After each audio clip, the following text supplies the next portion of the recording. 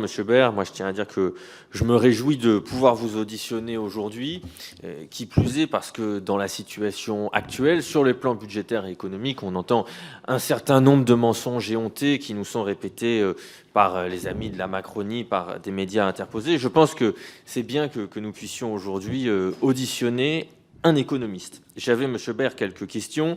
La première, c'est quelle est selon vous la réalité du poids de la dette en France et de son poids sur nos finances publiques? Parce qu'effectivement, on entend à longueur de journée que la dette est absolument insoutenable et que c'est le premier des fardeaux. Or, et vous avez commencé à le rappeler, la France n'a pas de difficulté aujourd'hui à emprunter sur les marchés. Notre taux d'endettement, si on le ramène sur 8 ans, c'est-à-dire la durée moyenne à laquelle on s'endette, il n'est que de 13,7%. Par contre, il y a un sujet dont on parle rarement sur les plateaux télé, sur lequel j'aimerais également vous interroger, c'est celui de la dette privée et de l'impact de la dette privée sur notre économie. Ma deuxième question, mais vous avez commencé également à y répondre, c'est peut-on redresser les finances publiques sans faire contribuer les plus riches? En effet, et je crois que tout le monde ici le sait, les 500 plus grandes fortunes de France ont doublé leur patrimoine depuis que Macron est là, à tel point que les fortunes de ces 500 personnes représentait 6% de la richesse produite en 1996 et que ce chiffre a été multiplié par 7 puisqu'il possède désormais 42% de la richesse produite en un an et qu'il paie bien peu d'impôts puisqu'il contribue à 0,3% de leur patrimoine en moyenne quand les classes moyennes, elles, contribuent à près de 13%. Ma troisième question, c'est comment peut-on expliquer rationnellement le déficit public de la France ? En effet, on a entendu, et ça a été répété à nouveau par M. Bazin tout à l'heure, que nous dépensions trop. Pourtant, nos dépenses ont effectivement baissé en proportion du PIB, de l'ordre de 0,5 points depuis 2017, alors que pendant ce temps-là, le déficit s'est accru et les recettes, elles, se sont effondrées de l'ordre de 3 points de PIB, ce qui représente 75 milliards d'euros par an. Je voulais vous demander quel rôle joue cette baisse de recettes sur l'évolution de notre déficit. Et enfin, dernière question, quelle est la réalité de la croissance économique française et comment pouvez-vous expliquer son évolution et en réalité son effondrement? Parce que vous avez commencé à l'esquisser, mais on nous promettait 1,4% de croissance en 2024, la réalité était de 1%. On nous promettait 1,2% de croissance pour 2025, la réalité sera entre 0,6 et 0,7%. Et on nous explique que pour 2026, on devrait avoir 1,2% de croissance, c'était les hypothèses du PSMT. La Banque de France les a révisées à 0,9%. Est-ce qu'on ne paye pas, là aussi, dans la croissance, le coût de la politique d'austérité budgétaire et de la politique économique du gouvernement? Je vous remercie. Bon, là aussi, question longue, réponse courte. Merci, Éric Baird. Oui, merci pour ces questions. Je vais faire court parce que j'ai déjà abordé certaines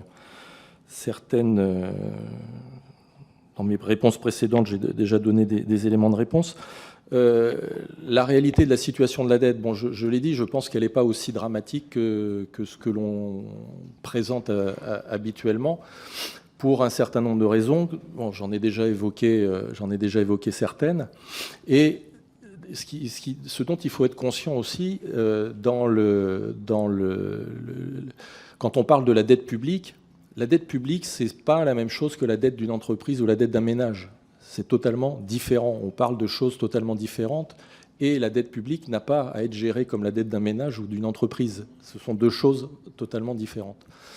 La dette publique, également, il faut voir aussi que la dette de l'État, ce sont les créances d'agents économiques privés. Quand l'État s'endette d'1 euro, cet euro, il arrive quelque part, dans les mains d'un ménage ou dans les mains d'une entreprise. Donc, ça ne veut pas dire qu'il faut s'endetter à l'infini et ne pas faire attention, bien évidemment pas. Mais quand on veut réduire fortement l'endettement, le déficit, etc., il faut avoir ça en tête. On peut le faire parce qu'il faut le faire dans la situation actuelle, mais il faut que ce soit peut-être plus graduel pour éviter justement cet effet récessif. Parce que la croissance économique, elle repose sur 3 piliers principaux, vous le savez, l'investissement, la consommation et les échanges extérieurs. Bon, aujourd'hui, l'investissement est en berne. La consommation, qui était le pilier principal de la croissance française, a tendance aussi à lâcher maintenant. Et notre commerce extérieur n'est pas des plus florissants, même si en 2024, la situation s'est quand même améliorée. Donc, évidemment, si vous ajoutez à ça une confiance en berne, ce n'est pas de nature à faire en sorte que les entreprises vont se remettre à investir et à embaucher. Ce n'est pas de nature à faire en sorte que les ménages vont se mettre à consommer. Et comme on a un petit problème en termes d'exportation et d'industrialisation, eh bien, ce n'est pas, le pilier des échanges extérieurs qui va prendre le relais. Bon. Un mot sur la dette privée, parce qu'effectivement, on n'en parle pas assez. La dette publique représente aujourd'hui à peu près 113% du PIB. La dette privée, c'est-à-dire la dette des entreprises et des ménages, des entreprises privées et des ménages, si on fait le même calcul, elle représente 135% du PIB. Donc elle est plus élevée. Et elle présente un problème aussi supplémentaire, qui est que cette dette-là, elle ne peut pas être roulée comme la dette publique.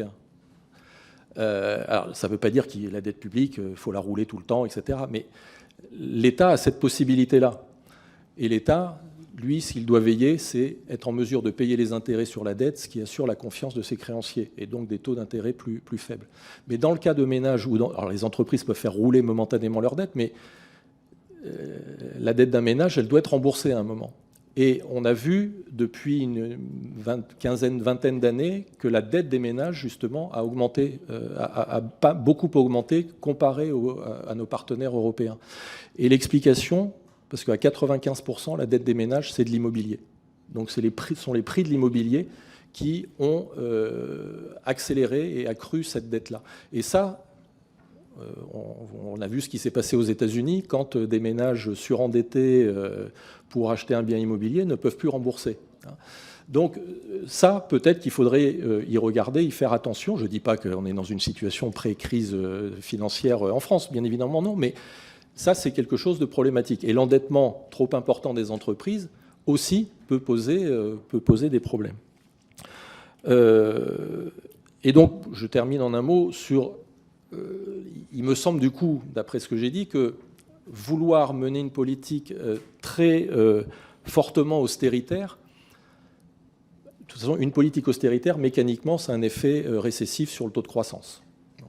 Mais vouloir le faire trop vite et trop fort, le risque est que ça soit, et que là, on ait des répercussions très négatives sur l'investissement, sur la consommation, etc., et que le retour de cycle soit beaucoup plus long et difficile à trouver.